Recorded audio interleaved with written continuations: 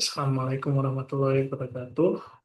Selamat malam, Mutiara Rizky Nur Rahmi. Izinkan saya melakukan presentasi UAS saya, UAS Statistik Ekonomi dan Bisnis, dan saya mengambil judul analisis tren. Oke. Topik pembahasan saya kelompokkan menjadi tiga. Yang pertama, definisi komponen utama dan tujuan analisis deret berkala. Yang kedua, analisis tren, jenis-jenis metode tren, jawaban soal UAS, dan yang ketiga kesimpulan serta daftar pustaka. Baik, untuk yang pertama definisi komponen utama dan tujuan analisis deret berkala.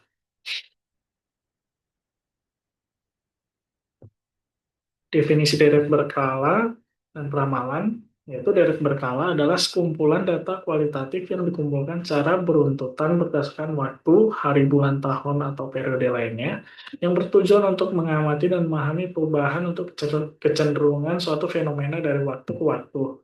Sedangkan peramalan, yaitu data deret waktu menjadi landasan penting dalam banyak proses perencanaan dan pengambilan keputusan, mulai dari prediksi permintaan pasar, peramalan keuangan, hingga penjadwalan produksi.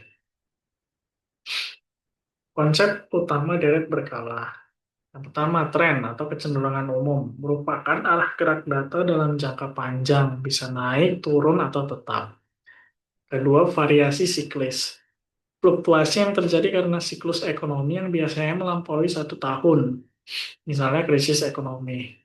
Ketiga, variasi musiman. Fluktuasi yang terjadi secara reguler dalam 1 tahun. Misalnya penjualan meningkat menjelang hari raya. Dan yang keempat, variasi tidak teratur atau irregular. Perubahan yang bersifat acak karena faktor tak terduga, seperti bencana alam, kebijakan pemerintah, atau konflik global. Tujuan analisis deret berkala. Yang pertama, mengidentifikasi pola jangka panjang, musiman, siklis, dan acak dalam data historis secara sistematis. Yang kedua, menyusun proyeksi dan peramalan masa depan berdasarkan data historis yang telah dianalisis. Yang ketiga, memberikan dasar kuantitatif dalam pengambilan keputusan strategis serta pengadaan produksi, pemasaran, dan investasi. Yang keempat, meningkatkan akurasi dan efektivitas perencanaan jangka pendek maupun jangka panjang. Dan yang terakhir, memprediksi nilai-nilai masa depan dengan menggunakan model peramalan. Untuk yang kedua, analisis tren, jenis-jenis metode tren, dan pilihan jawaban soal UAS. Analisis tren, yaitu salah satu metode yang paling umum digunakan dalam analisis deret berkala, adalah analisis tren. Analisis ini digunakan untuk mengetahui kecenderungan umum dari data dalam jangka panjang. Dengan mengetahui arah tren, pengambilan kebijakan dapat mengantisipasi dan merencanakan strategi bisnis secara lebih akurat. Jenis-jenis metode tren, yaitu terdapat 4. Yang pertama, metode semi rata-rata, semi-average method. Digunakan untuk data yang dibagi menjadi 2 bagian, waktu yang seimbang, kemudian dihitung rata-ratanya. Hasil rata-rata digunakan untuk menentukan garis tren secara sederhana. Yang kedua, metode kuadrat terkecil atau least square method. Menghasilkan garis tren terbaik dengan meminimalkan jumlah kuadrat selisih antara nilai aktual dan nilai pada garis tren. Cocok untuk data linear. Yang ketiga, metode tren kuadratis atau quadratic trend method. Digunakan ketika pola data menunjukkan perubahan yang melengkung atau akseleratif menggunakan persamaan kuadrat. Yang keempat, metode tren eksponensial atau exponential trend method. Cocok untuk data yang tumbuh atau menyusut secara eksponensial. Berikut jawaban UAS yang saya pilih, yaitu soalnya seorang wirausahawan toko sepatu akan meramaikan penjualan sepatunya untuk tahun yang akan datang. Data yang ada dari tahun 2017 hingga 2021 untuk data ganjil, dan dari 2016 hingga 2021 untuk data genap, yaitu sebagai berikut.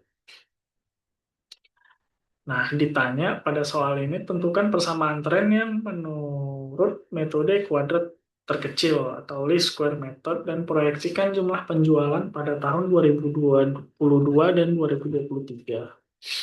Nah, berikut untuk mencari nilai X, XY, serta X kuadrat untuk data ganjil, yaitu sebagai berikut. Nah, menggunakan rumus Y sama dengan A tambah BX, di mana Y itu merupakan Y prime atau variabel terikat, A itu intercept atau titik di mana garis regresi memotong sumbu Y. Nah, terus untuk B, kemiringan atau slope, ini adalah garis koefisien regresi yang menunjukkan berapa besar perubahan Y, serta X yaitu variabel bebas. Nah, untuk data ganjil perhitungannya yaitu uh, bisa kita cari untuk nilai Y untuk tahun 2022 dengan menggunakan rumus tersebut didapatilah hasil 172 unit. Sedangkan untuk tahun 2023 didapati nilai 182 unit untuk penjualannya. Jadi hasil peramalan jumlah penjualan toko sepatu pada tahun 2022 dan dengan menggunakan data ganjil metode kuadrat kecil sebanyak 172 unit. Sedangkan pada tahun 2023 sebanyak 182 unit. Dan untuk data genap sebagai berikut. Nah, bisa kita lihat untuk mencari nilai X, XY, serta X kuadratnya sebagai berikut menggunakan rumus yang sama Y sama dengan A plus BX. Nah, berikut untuk detail perhitungannya bisa didapati nilai peramalan jumlah penjualan untuk tahun 2022 adalah sebesar 175,98 atau digenapi menjadi 176 unit. Sedangkan nilai peramalan jumlah penjualan untuk tahun 2023 yaitu 187,69 atau digenapi 182 unit. Jadi, hasil peramalan jumlah penjualan toko sepatu pada tahun 2022 dengan menggunakan data metode kuadrat kecil adalah sebanyak 176 unit, sedangkan pada tahun 2023 adalah sebanyak 188 unit. Baik, kesimpulan dan daftar pustaka. Untuk kesimpulannya adalah berdasarkan pembahasan mengenai konsep deret berkala dan analisis tren dapat disimpulkan bahwa analisis deret waktu merupakan alat penting dalam sistematika ekonomi dan bisnis untuk memahami dinamika data dari waktu ke waktu dan memproyeksikan nilai di masa yang depan. Yang kedua, setiap metode memiliki kelebihan tersendiri, namun dari hasil perhitungan, metode kuadrat terkecil memberi nilai derivatif kuadrat terkecil, sehingga dianggap sebagai metode yang paling akurat untuk digunakan dalam kasus ini. Yang ketiga, dalam ruang lingkup statistika ekonomi dan bisnis, analisis deret berkala dan peramalan tren memiliki peran yang sangat signifikan, antara lain membantu perusahaan dalam perencanaan strategis seperti pengelolaan stok, eh, proyeksi penjualan, perencanaan pemasaran berdasarkan pola permintaan musiman atau tahunan, menyediakan landasan kuantitatif yang kuat bagi pengambil keputusan untuk mengantisipasi perubahan tren pasar dan merespon kondisi ekonomi secara adaptif. Berikut daftar pustaka saya. Baik, terima kasih banyak. Sekian presentasi dari saya. Terima kasih banyak Bu Mutiara atas bimbingannya serta arahan selama 1 semester ini di mata kuliah Statistik Ekonomi dan Bisnis. Saya mohon maaf apabila terbanyak kurangan, baik selama perkuliahan atau presentasi saya barusan. Sekali lagi, mohon maaf yang sebesar-besarnya dan terima kasih banyak. Wabillahi taufiq wal hidayah. Wassalamualaikum warahmatullahi wabarakatuh.